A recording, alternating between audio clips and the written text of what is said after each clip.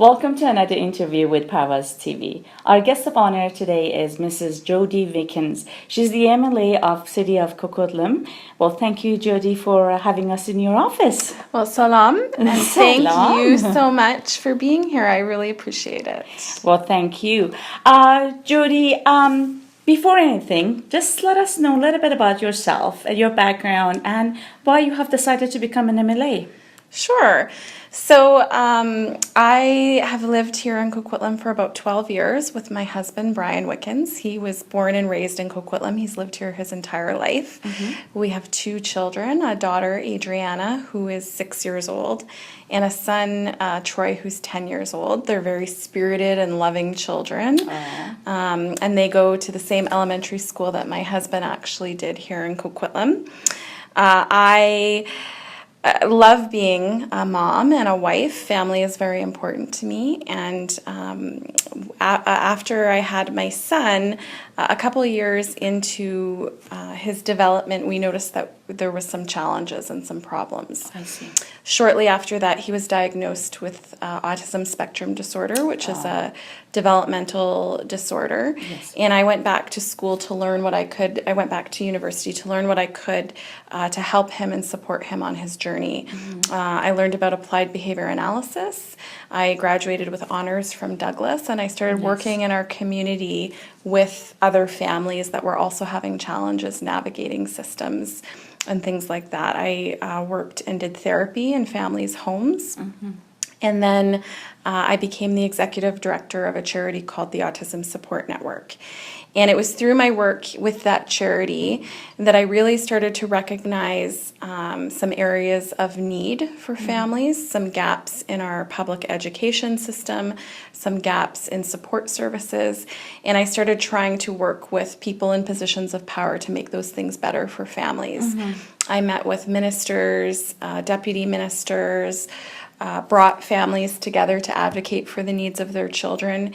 And I found that far too often, the people who have been elected and people who are in positions of power were not listening to those of us, families, professionals on the ground who had challenges and were having trouble. And I decided that I would become involved in politics so that I could give a voice to those families. So you could be part of it. Yeah. That's right, definitely. So that I could have an inside voice for people and families here in Coquitlam. So originally I ran for school board trustee because public education is really where my passion is. And I knew very little about politics. I never aspired to be a politician. I can say that you actually must be one of the youngest MLA that I have seen. I am the youngest MLA in the legislature right now. Yeah. I'm 33, but I still give them a really good run for their money there. So it's being involved in politics is new for me, but I think that I have learned very quickly. I wasn't successful running for school board, but then the by-election came along and they asked if I would consider running, and I said yes, and it was a very positive experience. Very nice. Now, as an MLA, what is your roles or duties that you have to do?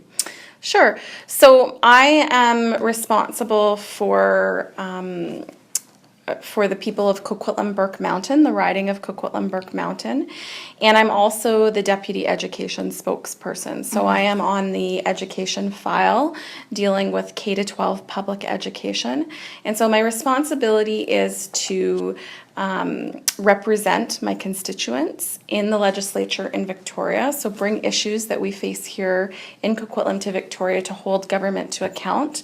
I'm an NDP MLA, so I'm in opposition, so really my responsibility in opposition is to talk to the government about what the challenges are and what they can do better. So I talk about a variety of issues when I'm in the legislature, whether it's housing, affordability, public education, healthcare, transportation, but my area of expertise is public education, so I will speak a lot on that in the legislature. And then here in my constituency office, our roles and responsibilities are to help people that come here with a variety of issues. It could be anything from having challenges with a hospital bill or disputing, something with transportation or TransLink, or, not knowing how to set up their medical services premiums, or just wanting to know information about how government services work. So there's a lot of different things that we do as MLAs. But it also depends on whether you are an MLA that's in government, in power, or whether you're an MLA that's in opposition. I see. Yeah, that's totally different. Now, what are your goals since you became an MLA? So I talked a little bit about the fact that I am the deputy education spokesperson, but really my number one goal to getting elected was around education and the challenges that we see in our public education system right now, really a lack of funding. And I think it points to the fact that I believe public education is not a priority for this Liberal government. So it's talking about what those issues are, bringing them to light for the general public to know that our children are struggling in school, our teachers are struggling with less and less resources. The amount of money that the government has given to the overall education budget year after year has shrank, even though they like to say that they put more in. There's downloaded costs, pressures to school boards to do more with less. And so that's putting tremendous strain on our system.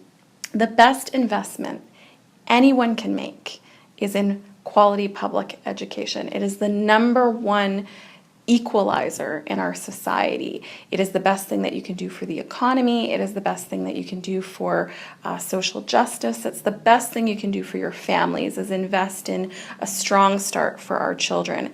And I believe with everything in me that that is lacking, and I will do everything in my power to fight for that, to stand up for that, to advocate for that. My children mean the world to me. And the fact that they aren't getting what I think that they should is a really strong motivator for a mother. Yes, definitely. And I will advocate and fight for all of our children because they're our future and they deserve the absolute best. Budgets are about priorities. You're a mom, and so we have to budget in our own families and our own lives. And we make decisions about what is most important to us. And I happen to think that there are certain things right now that are not a priority to this government. So my number one goal right now as an opposition MLA is to stand up for those things, fight for those things, and then let people in my community know that it can be better. And we have an obligation to make a decision about what kind of a province we want to live in and what kind of a future we want. And I'll work hard every day so that in the next election, I'm not in opposition, I'm in government, and I can make different choices and make education, healthcare, transportation, those things a priority. You talked about education, affordable education. Now, what can government do or make that a higher education can actually be more affordable? So I think there's, post-secondary education is also another factor in how we have a strong, resilient economy. And I think access to post-secondary education is really important for our families and for our young people.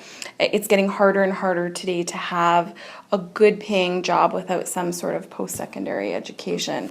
And we create greater inequality when everybody doesn't have access to some sort of affordable post-secondary education. So there's a number of things that governments can do. They can ensure that post-secondary institutions aren't charging outrageous amounts for tuition. We can put tuition freezes on things. We can ensure that there's affordable housing for students. That is a massive issue right now. That the government can create good public policy around that. So one of the things we're talking about is post-secondary institutions right now aren't allowed to take out debt to build student housing. And so then now there is no affordable student housing. And so government could could tomorrow change that decision. So governments do have power to make things affordable for people in British Columbia. It's a choice that they make in what they do. And even with the student loans, because they gave us student loans, but it's just enough for tuition fees and for the fees for the semesters, but they're not enough for them to live on. You know what I mean? Because they can't afford to work and study at the same time, because sometimes they study full time. It's so hard for them. well, and I was a student. I was a student before I had children, and I was a student after I had children, and it's incredibly hard, especially in British Columbia with the cost of living, to be able to study, have very little money, and be successful. And government needs to value our young people and give them the best shot and the best start at life as possible.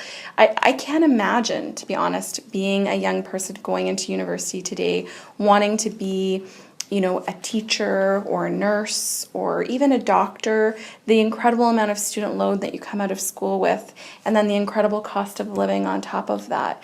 We have to make decisions, and government needs to make better decisions, or else we're not going to be able to have professionals that want to live here. We already see professionals going elsewhere because the cost of living is too high. So government has a role to play. It's a complex issue, but it's certainly really what it takes is the political will to do it. Now, as you know, since 2002, there's many schools has closed in BC. Do you know any reason why they closed those schools, and do you have any plans, or do you know what we have to do in Coquitlam, city of Coquitlam, to have affordable school and not make sure that no schools closing? Sure. So the rationale for school closures across British Columbia since 2002 has been that we have declining enrollment. So we have less students in public schools. So that's why they've closed them. Now, we've seen declining enrollment in public schools. We've seen increasing enrollment in private schools. We've seen, and now we are also actually seeing an increase in enrollment in public schools now. And so I think it's short-sighted of government to close schools, because then when that enrollment increases again, we no longer have schools for students to go to. It's also, I think, a philosophical question of whether or not you believe our schools need to be filled to the brim, or whether we need to have schools that have some room for growth, and whether we have schools for extra programs and things like music and drama and maybe child care centers within our schools. So the rationale from the provincial government of closing down schools was declining enrollment. And now we're in a place where we don't have enough schools here in Coquitlam or Surrey or elsewhere. We have classrooms that are very large with students who have lots of needs in them. And I just don't believe that that's the best way to educate our students. I think our schools need to have room for our children to be able to learn in. They need to have spaces for music and drama should be a part of our learning and our education. And so when we have a government that has been very set on utilization rates and capacity and making sure that everything is as efficient as possible, it's really not creating communities in our schools that are best for our children. So we're lacking something. We are, and it's causing strain and stress. We have parents in communities like Burke Mountain who are saying, we have no school for our children to go in. The surrounding elementary schools are filled to the brim, 90 plus kindergarten students going into these schools. And what needs to be done is a government that makes education a priority. So John Horgan, who's the leader of the BC NDP, myself, my colleagues in the BC NDP caucus believe in public education. We commit to making sure our schools are being built that we're not closing them down, that it's an investment and a priority, that we have well-funded classes, that we don't have children who spend their whole lives in portables, that we really make that the center of what's important in our communities. So it's about a government that doesn't make education a priority versus a government that will make education a priority. Yeah. As you know, there are also a middle class in Coquitlam that they're actually not only education, they need affordable education, they also need affordable housing. So do you have any plan in place for affordable housing? So affordable housing has been, and affordability in general has been an issue for a very long time. Yeah. And one of the most frustrating things for me after I got elected recently, going into the legislature, was hearing the government deny that it was an issue. You know, we talked about house prices, we talked about rental prices, we questioned the government, we said this is a problem, it needs to be fixed. Not a problem. We have the most beautiful province in the world. What are you talking about? And that was very frustrating for me to then all of a sudden, a few months later, have the government call us back in a summer session to say we're going to put a 15% tax on foreign ownership. We asked the government to make amendments to the bill to make it better. They refused. And now we still have an affordability crisis that's not being addressed. And so when it comes to affordable housing, we need all levels of government to work together. The municipal government, the provincial government, the federal government, not pointing fingers. Of course. Not saying, you know, this is a municipal issue or this is a federal issue. We need everybody to come to the table and say, this is what I can do to fix the problem. This is what you can do to fix the problem. How can we work together to do that? So that's one piece of it, levels of government working together. We need to increase supply. And with that supply, increasing housing supply, we need to increase amenities for that supply. So if we're going to build a huge community like we have in Burke Mountain, we need to make sure that we have transit going to Burke Mountain. We need to make sure that we have schools going to Burke Mountain. So supply isn't the only challenge there, right? Supply will address the fact that we have people that want to buy homes, we have people that want to rent.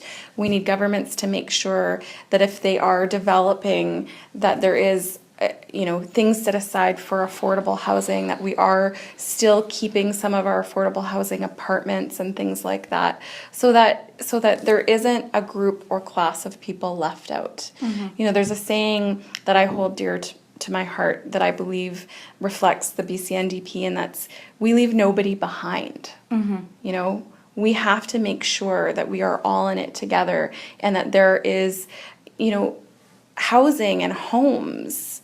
That's another very important piece to our life. People need somewhere to live. They need to live in dignity and with respect. And so it has to be important to the leaders in our province as well. You said that we are actually living in a beautiful province, beautiful British Columbia, but most expensive province too. Yes, it is. Now, we talked about housing, we talked about education. Now, let's talk about a new family, that they are actually newcomers into Canada, and they need to establish their life into this country as a new home. What kind of facilities your office has and you have to help these people? Sure. So our office can absolutely help people navigate what services and supports are available to them as newcomers. A lot of immigration challenges and issues are more of a federal issue, so that they would go and see our member of parliament for that, and we can help families know which issues our office can help them with, and if we can't help them with those things, then we can send them to other offices and help them through that navigation.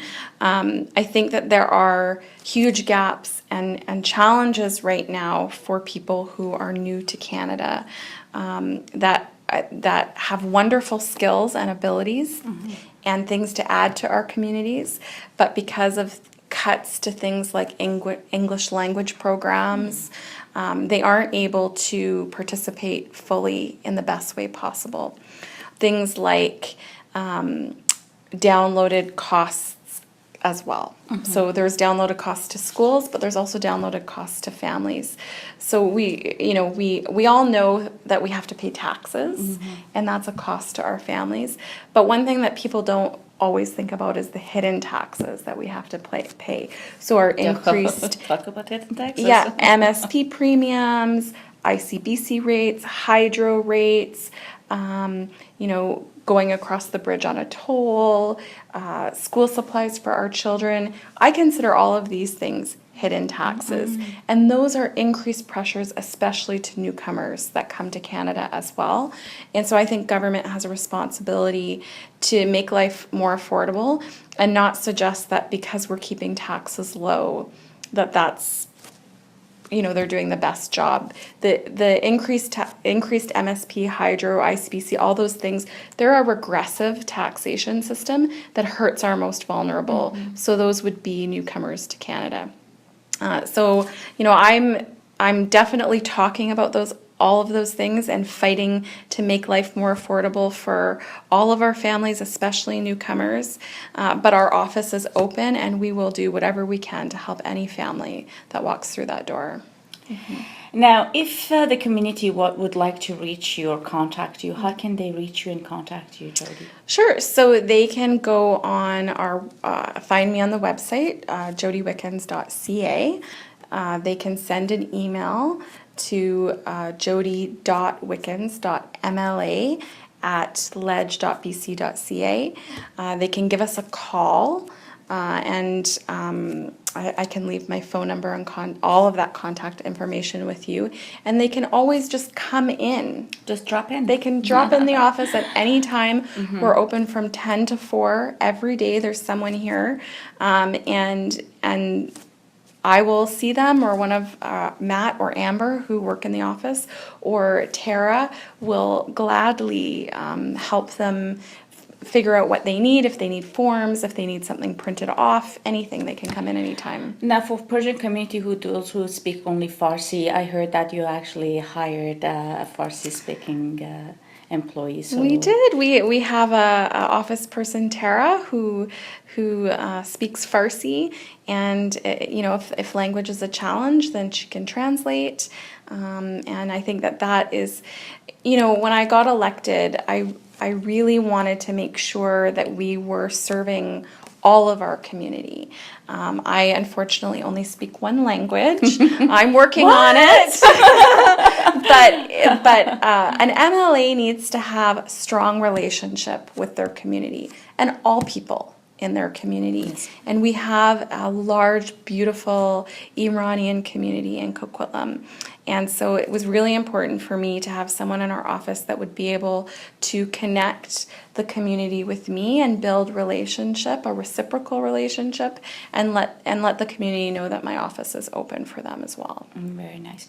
Now, do you have any message for our audiences? Salam, memnoon. Those are the two things I know. I am learning, but I do genuinely really adore the Iranian community. I had an opportunity to work with a few families when I was a therapist, and the love within the community and families is something that I hold dear to my heart and my own family. The food, I was always well fed. It was always delicious. Very loyal, humble people, and so I'm very honored to represent this community and be a part of it. I've learned something all the time at the Tirgan Festival. I learned that we kiss twice on each cheek, and I thought that was great. I love Just it. like Europeans. But then I found out sometimes we kiss 3 times, and I thought that's when you become very friendly. Yes, I saw someone kiss 3 times, and I said to my friend Amir, I said, are we supposed to kiss 3 times? He said, only if you're very affectionate. So I learned something all the time, and I just I'm so grateful, and I just want the community to know my office door is open. I'm here, and I will fight and advocate for the things that are important to you. So if there's things that I missed here, I need to know and hear about them, because that's my job. Oh, believe me, we're going to be here again. Always. I'm sure that there's going to be a lot of questions, so I'm going to ask our audiences if they have any questions or any comments about this interview, they can actually email it to info@parvasfilm.com. Thank you so much, Thank you Jodie, so for much. having us in your office. I really appreciate it. And as I said, we're going to come back again with more questions. And we hope that you actually have a successful journey. Thank you. Thank you very much. I appreciate it. Well, my name is Sherry Soltani from Parvas TV, and thank you for watching.